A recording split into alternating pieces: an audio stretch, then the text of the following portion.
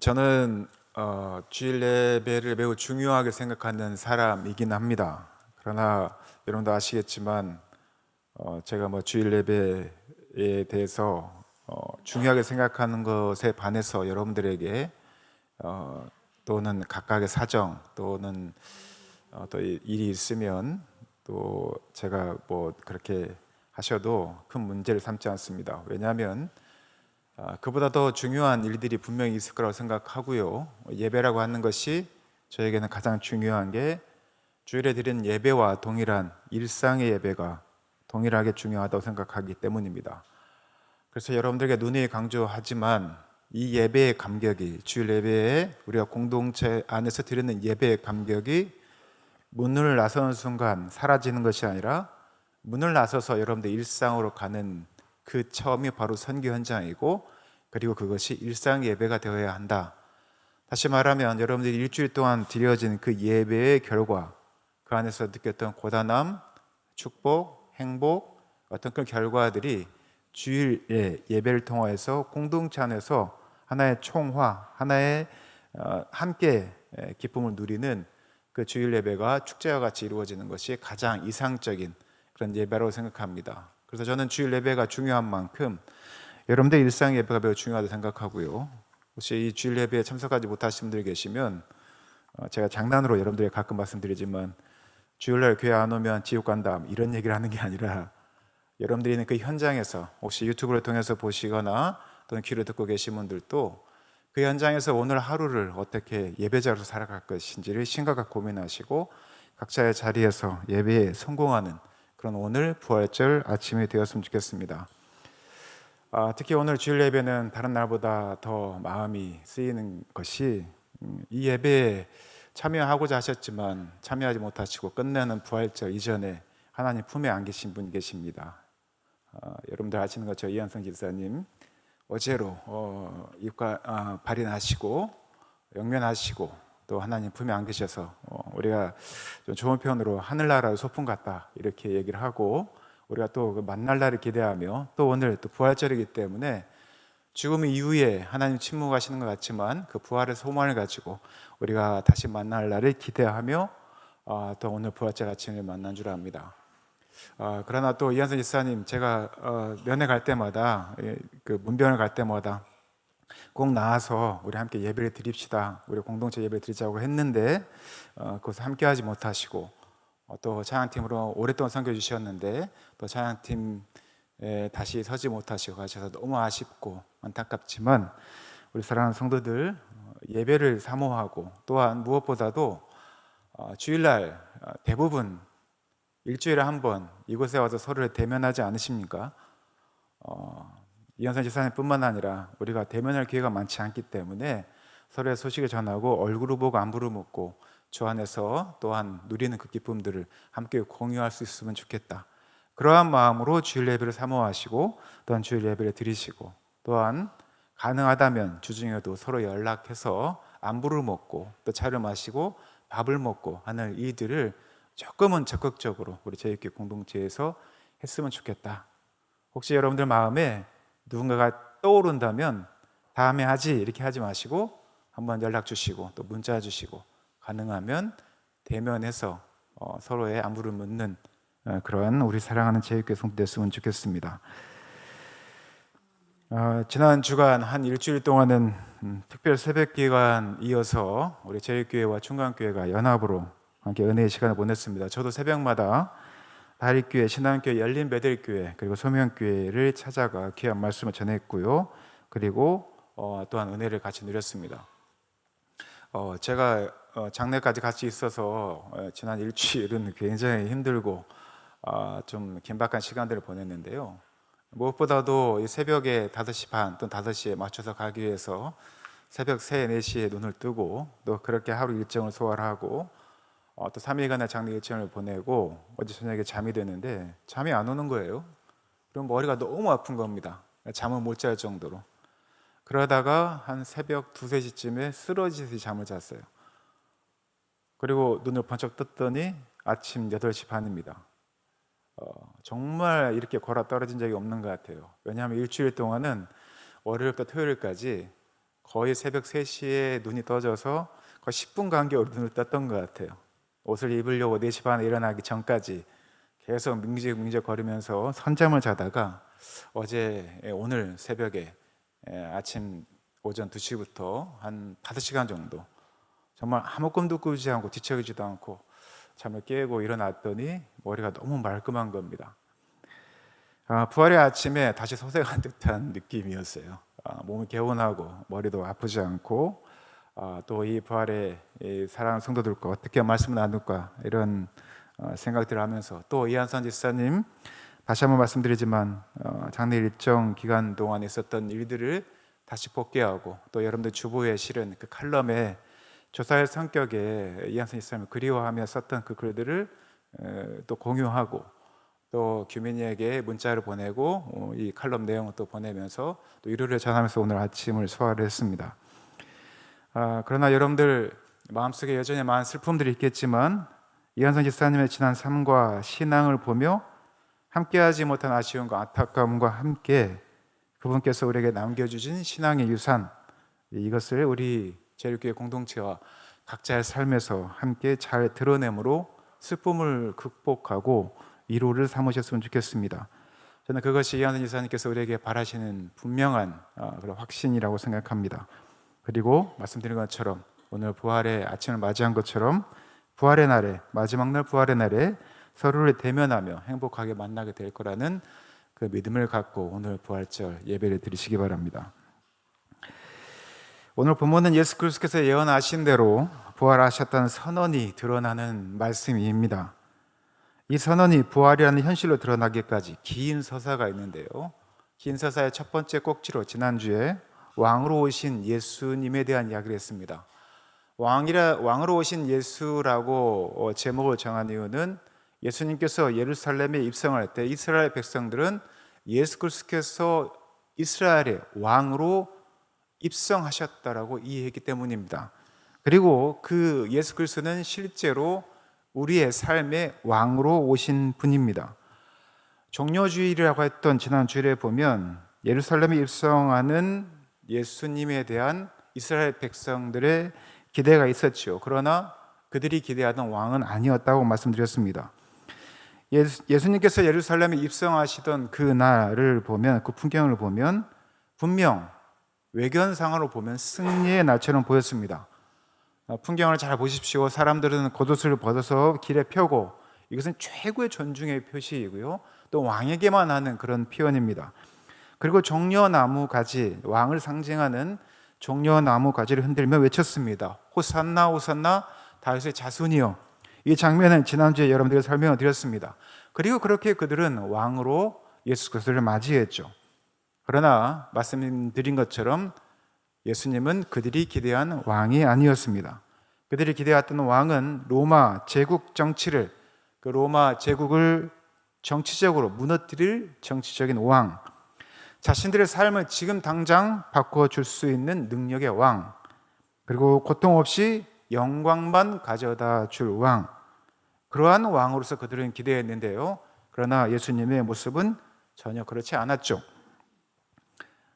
표면적으로 보면 말이 아닌 나귀를 타고 오셨습니다. 화려한 백마를 타고 오실 분이 아주 초라한 나귀를 타고 오셨죠. 권력이 아니라 겸손으로 오셨고요, 정복이 아니라 구원을 위해 오셨습니다. 사람들은 예수를 환영했지만 예수님의 방식은 받아들이지 못했죠. 그리고 며칠 후 환호했던 그들이 전혀 다른 모습을 보입니다. 그들이 예수를 향해서, 또 군중 속에서 이렇게 이야기를 합니다. 예수를 십자가에 못 박으라, 못 박으소서, 이렇게 외칩니다. 호산나 호산나 다윗의 자손이여 라고 하며 환영했던 그들이 불과 며칠 만에 그를 십자가에 못 박으라고 목청을 높여 외치고 있는 겁니다.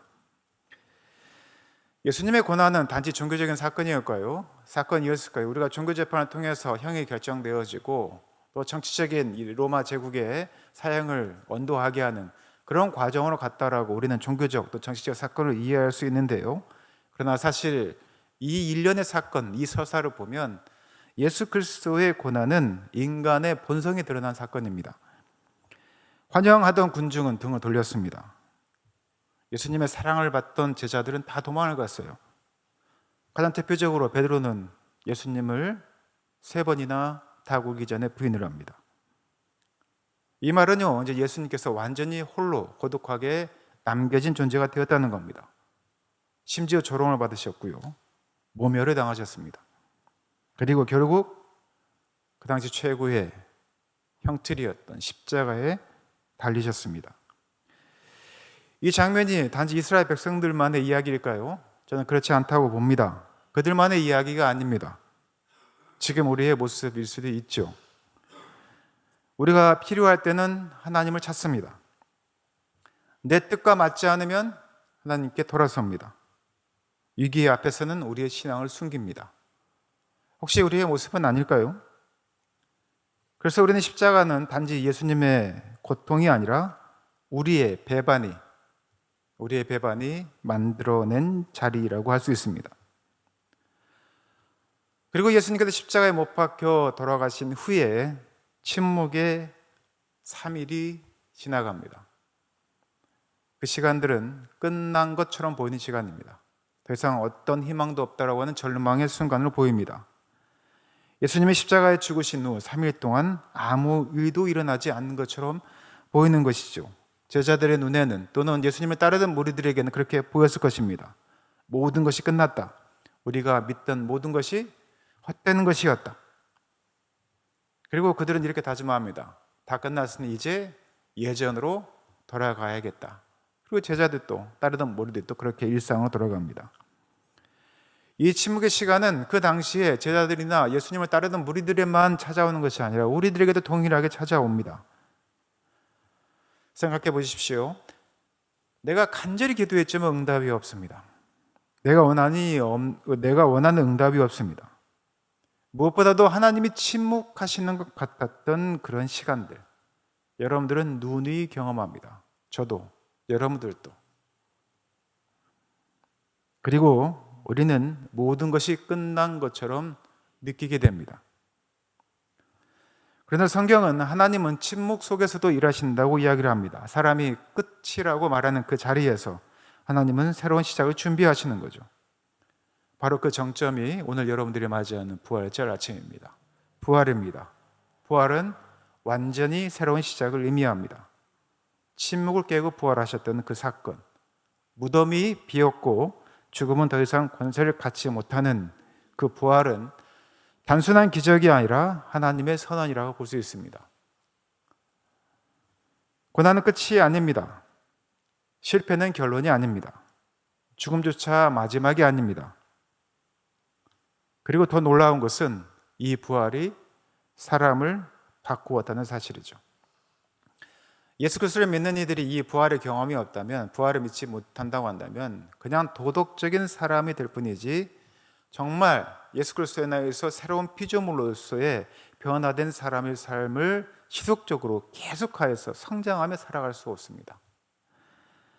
예수님을 버리고 도망쳤던 제자들의 한 면면을 보십시오. 제자들이 어떻게 했다고 했죠?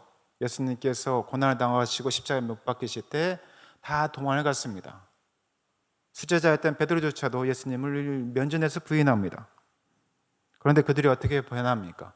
부활하신 예수 그리스도를 경험하고 난 후에 그들이 두려움이 담대함으로 숨으려고 했던 그들의 모습이 증언대로 그들의 배반이 헌신으로 가는 장면을 보게 됩니다. 베드로가 그랬었죠. 베드로는 더 이상 도망치는 사람이 아니라 목숨을 걸고 부활을, 복음을 전하는 사람이 되었습니다. 베드로가 왜 그랬을까요? 그냥 죄책감에 그렇게 한 것이 아닙니다. 베드로는 부활하신 예수 그리스도를 만났습니다. 신앙은요, 지식이 아닙니다.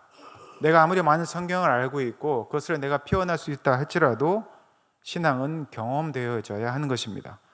부활하신 예수 그리스도, 생명의 주권자이신 하나님께서 우리 죄를 사하시기 위하여 예수 그리스도 이 세상에 보내시고 고통과 또한 모멸을 당하셨음에도 불구하고 우리의 죄를 대신하여 십자가에 죽으신 뒤 사흘 만에 부활하셨다는 그 사건을 믿고 우리가 경험하면 우리가 삶을 뒤집는 사건이 가능해집니다. 그래서 우리는 오늘 부활의 아침, 이 부활절에 여러분들에게 또 스스로에게 이런 질문을 할 수 있습니다. 나는 부활하신 예수 그리스도를 만났는가? 나는 부활하신 예수 그리스도를 통해서 소망을 갖는 자인가? 단지 알고 있는가? 내가 교회를 다니고 있기 때문에 맞아, 부활하신 예수 그리스도 부활하셨어라고 지식적으로 아는가? 아니면 내가 실제로 경험했는가? 이게 매우 중요합니다. 예배는 드리지만 변화가 없다면, 지식은 있지만 삶이 그대로라면 우리는 부활을 머리로만 알고 있는 것일 수 있습니다. 부활은 반드시 삶의 변화를 동반합니다. 절망 속에서도 다시 일어나는 힘, 죄에서 돌아서는 결단, 그리고 사랑으로 돌아가는 변화, 이것을 부활을 경험한 자들은 반드시 그렇게 변화된 삶을 살아갑니다. 부활을 믿는 사람, 부활을 경험한 사람들은 고난을 피하는 것이 아니라 의미 있게 감당한 삶으로, 십자가를 외면하지 않는 삶으로 변화됩니다. 우리가 넘어져도, 절망의 순간에 있다 할지라도 그것이 끝이 아니라는 믿음을 가지고 다시 일어나는 삶을 얻게 됩니다. 십자가의 사랑을 받은 사람답게 우리가 용서하고 품는 사랑의 삶을 살아갈 수 있습니다. 여러분들은 부활을 경험하셨습니까? 그리고 부활을 경험한 이로서 지금 일상에서 어떠한 삶을 살아가고 계십니까? 이러한 삶들을 통해서 부활을 전하는 증언자로서의 삶을 살아가고 있는지 여러분들 스스로에게 묻고 답하셨으면 좋겠습니다. 말씀을 맺겠습니다. 사랑하는 제1교회 성도 여러분, 예수님은 왕으로 오셨지만 십자가로 가셨습니다. 그리고 그 십자가를 지나서 부활로 우리를 초대하셨습니다. 이 부활은요, 단지 과거의 사건이 아니라 오늘 이 시간에도 우리에게 일어나는 일이고, 그리고 우리의 삶을 바꾸는 능력입니다. 이 부활의 주님을 단지 아는 데서 멈추지 않고 경험하는 삶으로 나아가야 할 거라고 믿습니다. 제가 거듭해서 이한선 집사님 이야기를 말씀드려 죄송하지만, 이한선 집사님께서 이 부활의 소망을 가지고 죽음을 준비하고 맞이하며 하나님 품으로 하늘 소풍을 가신 거라 저는 믿습니다. 김미애 집사님께서 마지막에 장례 전에 저하고 이야기하면서 이런 일련의 사건을 이야기할 때 그 삶을 덤덤히 받아들이는 이한선 집사님을 통해서 그분의 믿음을 다시 한번 확인하고 또는 하늘의 소망을 갖게 되었습니다. 그리고 여러분들 이미 아시는 것처럼 오랜 그의 삶을 통해서 부활을 경험한 자의 삶이 어떠했는지를 우리는 알고, 또한 함께 그 삶의 장면을 복귀하며 또한 그 유산을 우리가 삶으로 살아내기를 고백하고 있습니다.